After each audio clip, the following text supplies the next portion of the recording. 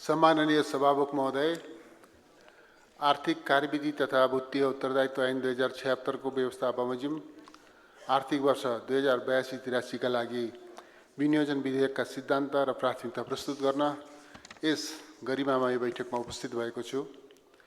नेपाली जनताको बलिदानपूर्ण सङ्घर्षबाट राजतन्त्रको अन्त्य भए पश्चात संविधान सभाबाट नेपालको संविधान जारी भएको र सङ्घीय लोकतान्त्रिक गणतन्त्र संस्थागत भएको 1 दशक बितेको छ। यस अवधिमा आर्थिक सामाजिक रूपान्तरण र सामाजिक न्यायको क्षेत्रमा महत्त्वपूर्ण उपलब्धि हासिल भएका छन्। सीमित स्रोत साधनको परिचालनबाट विकास, सेवा प्रवाह र जनताको जीवनस्तरमा उल्लेखनीय सुधार भएको छ। अहिले पनि मुलुकलाई राजनीतिक अस्थिरताबाट जोगाउँदै नीतिमा निरन्तरता, अर्थतन्त्रमा गतिशीलता र विकासमा तीव्रता हासिल गर्ने अभिभार हाम्रो काँधमा छ। यस परिस्थितिमा विकासको ढाँचा, गति र संस्कृति बदल्न, राष्ट्रिय आवश्यकता अनुरूपको आर्थिक सुधार गर्न, उद्यमशीलता, उत्पादन र रोजगारीका थप अवसर सृजना गर्दै मानवीय र भौतिक विकासमा तीव्रता दिन र लोकतान्त्रिक मूल्यमा आधारित समाजवाद उन्मुख स्वतन्त्र र समृद्ध अर्थतन्त्रको आधार तयार गर्न सम्पूर्ण स्रोत साधन र सामर्थ्य परिचालन गर्न जरुरी छ। सम्माननीय सभामुख महोदय, नेपालको संविधान र यस सम्मानित सदनबाट पारित भएको नेपाल सरकारको नीति तथा कार्यक्रमको मार्गदर्शनमा आर्थिक वर्ष 2082-83 का लागि विनियोजन विधेयक प्रस्तुत गर्दा देहायका सिद्धान्तलाई आधार बनाउन आवश्यक ठानेको छु। मौलिक हक तथा राज्यका निर्देशक सिद्धान्तको कार्यान्वयन। नेपालको संविधानले व्यवस्था गरेको मौलिक हक र निर्देशक सिद्धान्तको कार्यान्वयनमा उच्च महत्त्व दिइनेछ। लोक कल्याणकारी राज्यको अवधारणा अनुरूप समावेशी विकास र सामाजिक न्याय कायम गरिनेछ। विकासको लाभमा आम नागरिकको पहुँच सुनिश्चित गरिनेछ। समृद्ध नेपाल, सुखी नेपालीको राष्ट्रिय आकांक्षा पूरा गर्न सुदृढ अर्थतन्त्रको निर्माण, दिगो र तीव्र गतिको विकासका लागि आवश्यक कार्यक्रम तर्जुमा गरिनेछ। सबल अर्थतन्त्र निर्माण गर्न उत्पादनमुखी विकासको ढाँचा अवलम्बन गरिनेछ। उद्यमशीलता र उत्पादकत्व अभिवृद्धि गर्न नवीनतम प्रविधिको प्रयोगलाई प्रवर्धन गरिनेछ। आर्थिक सम्भाव्यताका उदीयमान क्षेत्रलाई प्रोत्साहन गरिनेछ। निजी क्षेत्र मैत्री, प्रतिस्पर्धी र आत्मनिर्भर अर्थतन्त्रको निर्माणमा जोड दिइनेछ। समृद्ध नेपाल, सुखी नेपालीको राष्ट्रिय आकांक्षा अनुरूप समाजवाद उन्मुख अर्थतन्त्रको आधारशिला तयार गरिनेछ। विकासमा समन्वय र सहकार्य। सन्तुलित र समावेशी विकासका लागि सङ्घ, प्रदेश र स्थानीय तह तथा सार्वजनिक, निजी, सहकारी र सामुदायिक क्षेत्रबीचको समन्वय र सहकार्यलाई सुदृढ बनाइनेछ। संविधानमा उल्लेखित सङ्घ, प्रदेश र स्थानीय तहको अधिकारको सूचीलाई बजेट कार्यान्वयनको मुख्य आधार बनाइनेछ। सार्वजनिक वित्त सन्तुलन र बजेट अनुशासन। सार्वजनिक वित्तका क्षेत्रमा विगतदेखि झाँगिँदै आएका विकृति र विसङ्गतिको अन्त्य गर्दै पूर्व तयारी र लगानी ढाँचा तय भएका आयोजनामा पुँजीगत विनियोजन केन्द्रित गरिनेछ। राष्ट्रिय प्राथमिकताका उच्च प्रतिफल हासिल हुने आयोजनामा सार्वजनिक ऋणको उपयोग र दिगोपना सुनिश्चित गरिनेछ। सार्वजनिक वित्त सन्तुलन कायम गर्न राजस्व परिचालनलाई प्रभावकारी बनाइनेछ। व्यवसाय मैत्री वातावरणको सृजना र निजी क्षेत्रको लगानी प्रवर्धन। निजी क्षेत्रको समग्र विकासको लागि कानुनी, संस्थागत र प्रक्रियागत सुधारलाई निरन्तरता दिइनेछ। लगानी मैत्री व्यावसायिक वातावरण सृजना गर्न एकद्वार सेवा प्रणालीलाई प्रभावकारी बनाइनेछ। जग्गाको हदबन्दी, वन क्षेत्रको प्रयोग, कर सहुलियत र नाफा फिर्ता प्रक्रियामा देखिएका कठिनाई र बेमेलको निराकरण गरिनेछ। सामाजिक सुरक्षाको प्रत्याभूति। सामाजिक सुरक्षाका कार्यक्रमहरूलाई आर्थिक र सामाजिक विपन्नताका आधारमा लक्षित वर्ग केन्द्रित र समन्वयिक बनाइनेछ। यस्ता कार्यक्रमहरूमा लाभग्राहीको समेत योगदान हुने व्यवस्था मिलाइनेछ। यी कार्यक्रमहरूलाई राष्ट्रिय परिचय पत्रसँग आबद्ध गरी दोहोरोपना हटाइनेछ। नागरिक मैत्री सेवा प्रवाह र सुशासन। सार्वजनिक सेवा प्रवाहमा नागरिकको सहज पहुँचको लागि सूचना प्रविधिको प्रयोग विस्तार गरिनेछ। राष्ट्रिय परिचय पत्र प्रणाली र नागरिक एपको माध्यमबाट सबै प्रकारका सार्वजनिक सेवा प्रवाहबीच अन्तर आबद्धता बढाइनेछ। भ्रष्टाचार नियन्त्रण र सुशासन प्रबन्ध गरिनेछ। राष्ट्र सेवकको मनोबल उच्च बनाइनेछ। सार्वजनिक संस्थाप्रति नागरिकको विश्वास अभिवृद्धि गरिनेछ। सम्माननीय सभामुख महोदय, आगामी आर्थिक वर्षको विनियोजन विधेयक प्रस्तुत गर्दा देहाय बमोजिमका क्षेत्रगत प्राथमिकता तय गर्न आवश्यक ठानेको छु। रोजगारी सृजना, स्वरोजगार प्रवर्धन र गरिबी निवारण। बजारको माग अनुरूप सिपयुक्त र दक्ष जनशक्ति विकास गरी रोजगारीमा आबद्ध गरिनेछ। स्वरोजगार प्रवर्धन गर्न युवा लक्षित उद्यमशीलता विकास र आधुनिक प्रविधिको प्रयोगमा जोड दिइनेछ। वैदेशिक रोजगारीमाथिको निर्भरता घटाउँदै स्वदेशमै रोजगारीको अवसर सृजना गरिनेछ। विदेशमा काम गरी फर्केका युवाको सिप, पुँजी र प्रविधिलाई देश विकासमा उपयोग गर्न प्रोत्साहनमूलक कार्यक्रम सञ्चालन गरिनेछ। गरिबीको रेखामुनिका नेपालीलाई यस दुष्चक्रबाट बाहिर निकाल्न ठोस र प्रभावकारी कार्यक्रम कार्यान्वयन गरिनेछ। आर्थिक सुधार। मुलुकको अर्थतन्त्रलाई गतिशील तुल्याउन कानुनी, संस्थागत र प्रक्रियागत सुधार गरिनेछ। आर्थिक क्षेत्रका नियामकीय निकायको भूमिकालाई सुदृढ बनाइनेछ। निजी क्षेत्रको लगानी प्रवर्धन गर्न थप अनुकूलता सृजना गरिनेछ। मुलुकलाई सन् 2026 सम्ममा विकासशील राष्ट्रमा स्तरोन्नति गर्दै सन् 2030 सम्ममा दिगो विकास लक्ष्य हासिल गर्न आवश्यक तयारी गरिनेछ। उच्चस्तरीय आर्थिक सुधार सुझाव आएका सुझावहरू क्रमशः कार्यान्वयन गरिनेछ। कृषि क्षेत्रको व्यवसायीकरण। कृषि क्षेत्रलाई यान्त्रिकीकरण र व्यवसायीकरण गरी उत्पादन र उत्पादकत्व बढाउन तथा खाद्य सुरक्षा सुनिश्चित गर्न आवश्यक कार्यक्रम सञ्चालन गरिनेछ। कृषि क्षेत्रको इकोसिस्टम प्रभावकारी बनाइनेछ। कृषि फार्म मार्फत व्यवसाय खेती प्रवर्धन गर्न विशेष प्रोत्साहन गरिनेछ। सामूहिक तथा करार खेती प्रणालीलाई सहजीकरण गर्दै युवालाई कृषिमा आकर्षित गर्न नीतिगत व्यवस्था मिलाइनेछ। कृषिमा प्रदान गरिँदै आएका सबै प्रकारका अनुदानको पुनरावलोकन गरी उत्पादनमा आधारित बनाइनेछ। प्राङ्गारिक तथा रैथानिक खेतीलाई प्रोत्साहन गरिनेछ। कृषि उपजको थोक बजार विकास, सुरक्षित भण्डारण र विषादी परीक्षण गरी स्वस्थकर उत्पादन मात्र बजारमा बिक्री वितरण हुने व्यवस्था मिलाइनेछ। उच्च मूल्यका नगदे बाली उत्पादन गर्न प्रोत्साहन गरिनेछ। सिंचाई आयोजनाको निर्माण र परम्परागत सिंचाई प्रणालीको पुनर्स्थापना गरी सिंचित क्षेत्र विस्तार गरिनेछ। रासायनिक मलको सहज आपूर्ति व्यवस्थाका साथै प्राङ्गारिक मलको उत्पादनलाई प्रोत्साहन गरिनेछ। गुणस्तरीय बिउ तथा प्राविधिक सेवा उपलब्ध हुने व्यवस्था मिलाइनेछ।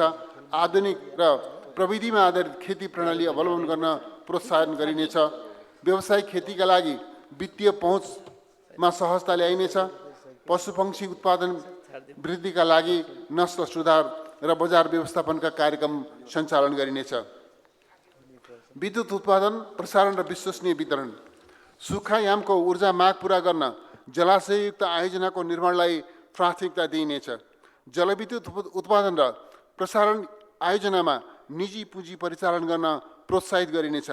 आन्तरिक र अन्तर्देशीय प्रसारण लाइन निर्माण गर्न प्राथमिकता दिइनेछ। विद्युत वितरण प्रणालीलाई आधुनिकीकरण गरी विश्वसनीय बनाइनेछ। उत्पादित विद्युतको आन्तरिक खपत वृद्धि गर्न तथा बचत हुने विद्युत निर्यात गर्न सहजीकरण गरिनेछ। पर्यटन तथा हवाई पूर्वाधारको विकास। राष्ट्रिय आयमा पर्यटन क्षेत्रको योगदान बढाउन प्रवर्धनात्मक कार्यक्रम सञ्चालन गरिनेछ। धार्मिक, सांस्कृतिक, साहसिक, खेल र पर्यापर्यटन पूर्वाधार विकासलाई प्राथमिकता दिइनेछ। पुरातात्विक तथा सांस्कृतिक सम्पदाको संरक्षण गरिनेछ। पर्यटन विकासका लागि वन तथा निकुञ्ज क्षेत्रको उपयोग गर्न कानुनी प्रबन्ध गरिनेछ। गुणस्तरीय पर्यटकको सङ्ख्या वृद्धि गर्न र बसाइ अवधि लम्ब्याउन जोड दिइनेछ। निर्माण सम्पन्न भएका विमानस्थलहरूलाई पूर्ण क्षमतामा सञ्चालनमा ल्याइनेछ। हवाई सुरक्षा प्रबन्धलाई प्रभावकारी बनाइनेछ। औद्योगिक क्षेत्रको विकास र निकासी प्रवर्धन। स्वदेशी कच्चा पदार्थमा आधारित उत्पादनमा जोड दिइनेछ। स्टार्टअप व्यवसायलाई प्रवर्धन गर्न प्रोत्साहनका कार्यक्रम सञ्चालन गरिनेछ। स्वदेशी उत्पादनको उपभोगलाई प्रवर्धन गरिनेछ। उद्यमशीलता विकास गर्न सिप विकास र व्यवसाय इन्क्युबेसनका कार्यक्रम सञ्चालन गरिनेछ। व्यापार सहजीकरण, सहज आपूर्ति व्यवस्था तथा उपभोक्ता हित संरक्षणमा जोड दिइनेछ। निकासी सम्भावना भएका तुलनात्मक लाभका वस्तु उत्पादन गर्न प्रोत्साहन गरिनेछ। औद्योगिक पूर्वाधार विकासमा लगानी वृद्धि गरी व्यावसायिक लागतमा कमी ल्याइनेछ। डिजिटल पूर्वाधार र डिजिटल अर्थतन्त्रको निर्माण। डिजिटल नेपालको लक्ष्य हासिल गर्न कानुनी सुधार तथा पूर्वाधार विकास गरिनेछ। सूचना प्रविधिमा निजी क्षेत्रको लगानी आकर्षित गर्न प्रोत्साहनका कार्यक्रम सञ्चालन गरिनेछ। निर्यातको उच्च सम्भावना भएका सूचना प्रविधि क्षेत्रका उद्योगलाई थप प्रोत्साहित गरिनेछ। सूचना प्रविधिको माध्यमबाट नागरिकलाई प्रदान गरिने सेवालाई सरल, मितव्ययी र सेवाग्राही मैत्री बनाइनेछ। सूचना प्रविधिको उपयोगलाई सुरक्षित, मर्यादित र भरपर्दो बनाइनेछ। गुणस्तरीय र जीवन उपयोगी शिक्षा। विद्यालय शिक्षालाई सर्वसुलभ र सबै तहको शिक्षालाई जीवन उपयोगी तुल्याइनेछ। शैक्षिक नतिजा सुधारका लागि विशेष कार्यक्रम सञ्चालन गरिनेछ। शिक्षाको गुणस्तर वृद्धि र विद्यालय शिक्षाको व्यवस्थापन सुधार गर्न स्थानीय तहसँग सहकार्य गरिनेछ। विश्वविद्यालयको समग्र सुधार गरी अनुसन्धानमूलक बनाइनेछ। नैतिकवान, प्रतिस्पर्धी र सक्षम जनशक्ति उत्पादनमा प्राथमिकता दिइनेछ। विश्वविद्यालय तथा विद्यालय शिक्षाको शैक्षिक क्यालेन्डरमा सामञ्जस्यता ल्याइनेछ। शैक्षिक पूर्वाधार निर्माणलाई प्राथमिकता दिइनेछ। विज्ञान, प्रविधि र नवप्रवर्तनमा जोड दिइनेछ। गुणस्तरीय स्वास्थ्य सेवा। आधारभूत स्वास्थ्य सेवा, महामारी नियन्त्रण र नसर्ने रोग नियन्त्रणका कार्यक्रमलाई व्यवस्थित, प्रभावकारी र सुदृढ बनाइनेछ। सङ्घीय अस्पतालको विशिष्टीकृत सेवा विस्तार गरिनेछ। स्वास्थ्य सेवाको गुणस्तर वृद्धि गरिनेछ। निरोधात्मक स्वास्थ्य विधिको प्रवर्धन गरिनेछ। निर्माण सम्पन्न भएका आधारभूत अस्पतालहरू स्थानीय तहको व्यवस्थापनमा सञ्चालन गरिनेछ। स्वास्थ्य बिमालाई पुनर्संरचना गरी व्यवस्थित गरिनेछ। स्वास्थ्य विज्ञान प्रतिष्ठानहरूको सञ्चालनमा एकरूपता ल्याइनेछ। मानव पुँजी निर्माण। सबै नागरिकलाई उद्यमशील, उत्पादक र सक्षम बनाउन जोड दिइनेछ। मुलुकमा उपलब्ध जनसाङ्ख्यिक लाभलाई उच्चतम उपयोग गरिनेछ। उत्पादन र उत्पादकत्व वृद्धिका लागि आवश्यक ज्ञान, सिप र प्रविधियुक्त दक्ष जनशक्ति विकास गर्न ठोस कार्यक्रम तर्जुमा गरिनेछ। युवा, महिला, बालिका तथा ज्येष्ठ नागरिक। युवाको सर्वाङ्गीण विकास गरी देशको समृद्धिमा योगदान बढाउन प्रभावकारी कार्यक्रम सञ्चालन गरिनेछ। आर्थिक क्रियाकलापमा महिलाको सार्थक सहभागिता सुनिश्चित गर्न वित्तीय पहुँच र उद्यमशीलताको विकासमा जोड दिइनेछ। नेपाललाई सहयोगापेक्षी सडक मानव मुक्त बनाइनेछ। बाल सुधार गृहलाई व्यवस्थित गरिनेछ। लैङ्गिक हिंसा तथा मानव बेचबिखन र ओसार पसार नियन्त्रण गर्न चेतनामूलक कार्यक्रम सञ्चालन गरिनेछ।